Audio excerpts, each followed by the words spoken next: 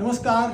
आज आपल्याकडे 13 disk herniation मानेमध्ये, कमरेमध्ये, मिडबॅकमध्ये अशी केस स्टडी आपण आज बघणार आहोत.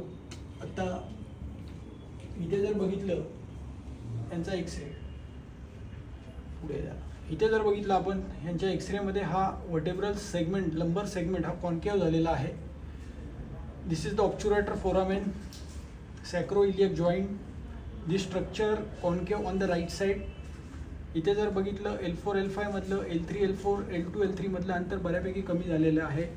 त्यानंतर इथे आपण जर बघितलं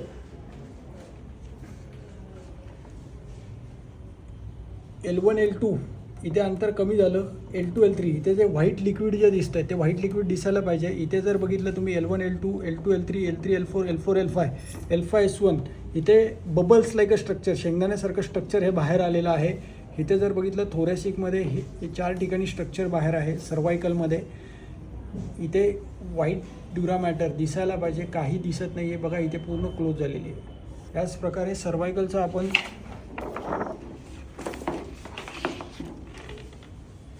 C3 C4 C4 C5 C6 C7 आणि त्याचबरोबर पेशंटचा MRI आपण बघूयात.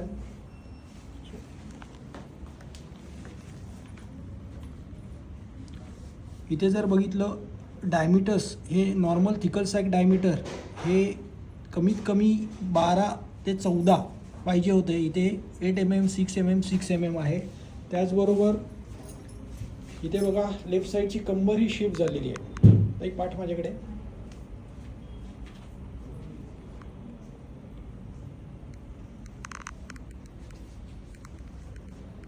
अशा प्रकारे ह्या केसेसमध्ये जर पेशंटने स्वतः वाफारा स्टीम घरच्या घरी आठवड्यातनं 3 ते 4 दिवस 2 वेळा स्टीम सकाळ संध्याकाळ मान पाठ कंबर मांड्यांना घेतली, त्याचबरोबर मॅन्युअल थेरपी जर केली आणि त्याचबरोबर योगासनाचा रोल खूप मोठा आहे.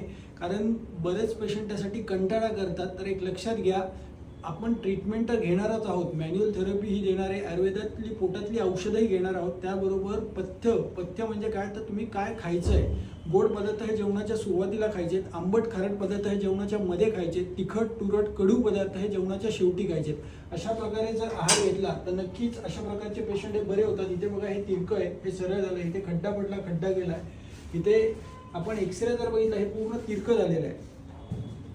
आफ्टर 9th सेशन नंतर हे सरळ झाले. अशा प्रकारे अशा ट्रीटमेंटमध्ये ज्यांचे डिस्क बाहेर आहेत, परंतु ट्रीटमेंट घेत असताना मॅन्युअल थेरपीचे सेशन साधारण एक 12 ते 15 सेशन, 12 ते 15 महिने, त्याचबरोबर वाफारा आठवड्यातले 2 ते 3 दिवस, योगासनं आठवड्यातले 3 दिवस, सूर्यनमस्कार 3 दिवस, अशा प्रकारे जर केलं तर मसलची स्ट्रेंथ ही वाढते.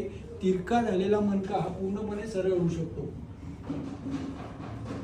इथे बघा हा पूर्ण मणका तिरका आहे. 2 व्हर्टेब्रल सेगमेंटमधलं अंतर कमी झालं आहे. इथे बघा सेगमेंट सरळ झालं, 2 मणक्यातलं अंतर वाढलेलं आहे. अशा प्रकारे जर ट्रीटमेंट घेतली पेशंटनी, आणि एक लक्षात घ्या, पथ्य पाळणं, व्यायाम प्रामाणिकपणे करणं आणि मन आनंदी ठेवणं, अतिविचार बंद, अति त्रास होणाऱ्या गोष्टी बंद, जास्तीत जास्त फोकस बरं होण्याकडे करा, तर नक्कीच तुम्ही बरे होता.